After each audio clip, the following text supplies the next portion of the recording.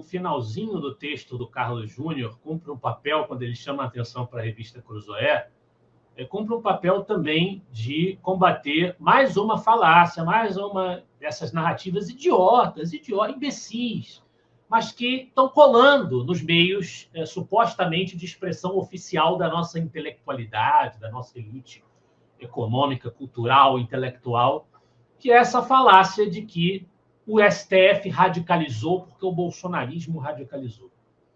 A Cruzoé era bolsonarista, revista do antagonismo. O que a Cruzoé fez? Vamos lembrar para quem talvez tenha esquecido, que é muito difícil também, não vou nem apontar a memória curta das pessoas, porque é difícil você gravar todas essas loucuras que vêm acontecendo nesse período histórico brasileiro que nós estamos vivendo, né?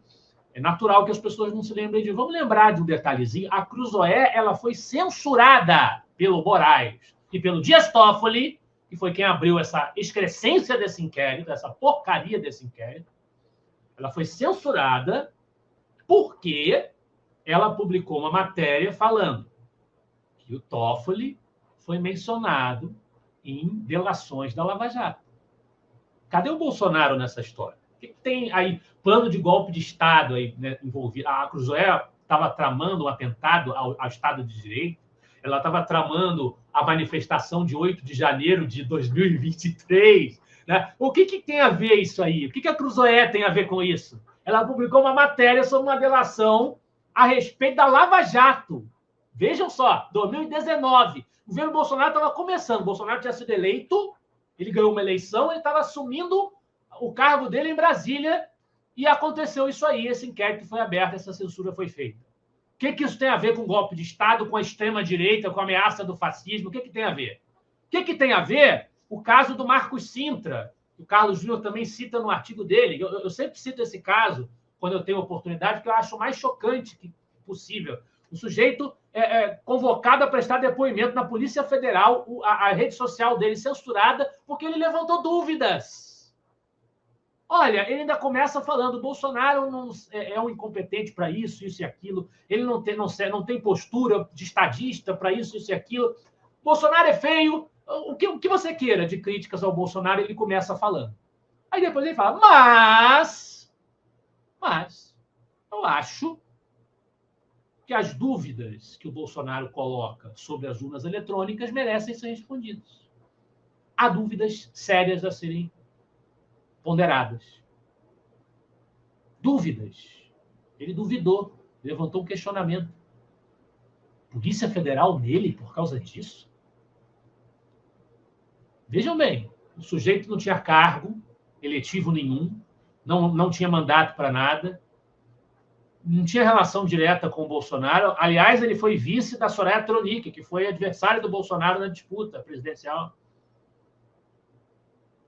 É isso que nós caímos enquanto nação, graças a esse autoritarismo troglodita e vexatório do judiciário, esses inquéritos absurdos.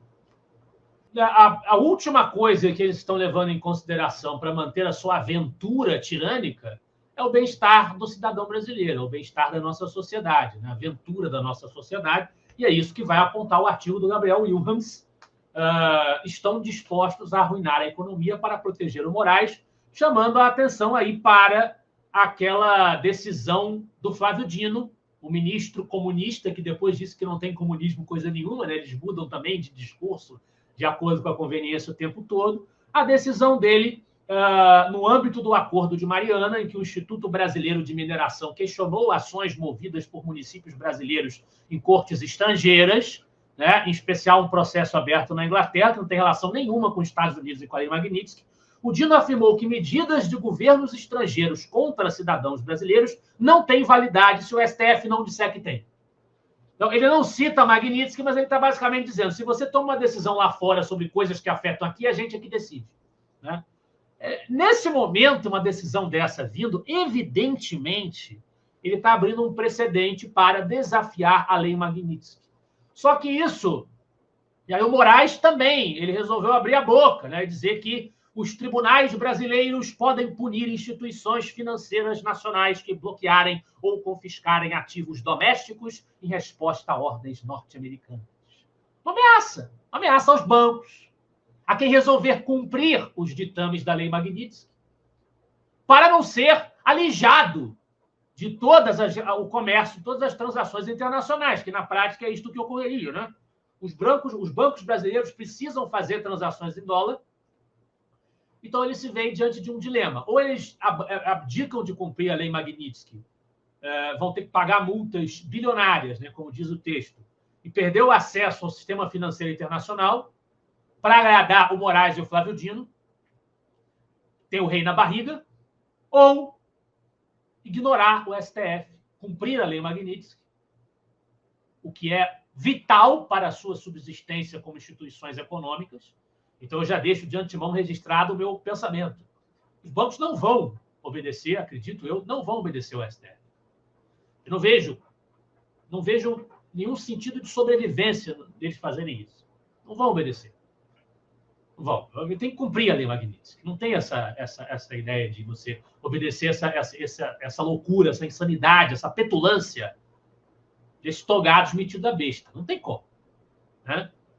Ou, desobedecendo o STF, eles correm o risco de receber algum tipo de punição do Supremo. Multas, né? A inclusão dos dirigentes em algum desses inquéritos absurdos, alguma dessas denúncias absurdas, né? Como a do Bonet com Tagliaferro.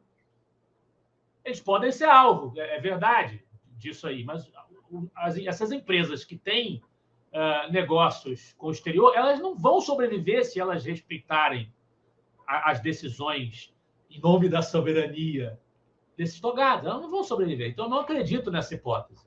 Aí o STF vai ter que decidir se ele vai ser louco e vai querer envolver essas pessoas também nesses inquéritos infinitos ou se vai aceitar a sua própria insignificância no cenário internacional. Que aqui mandam como querem, mas no mundo inteiro não tem como, né, pessoal?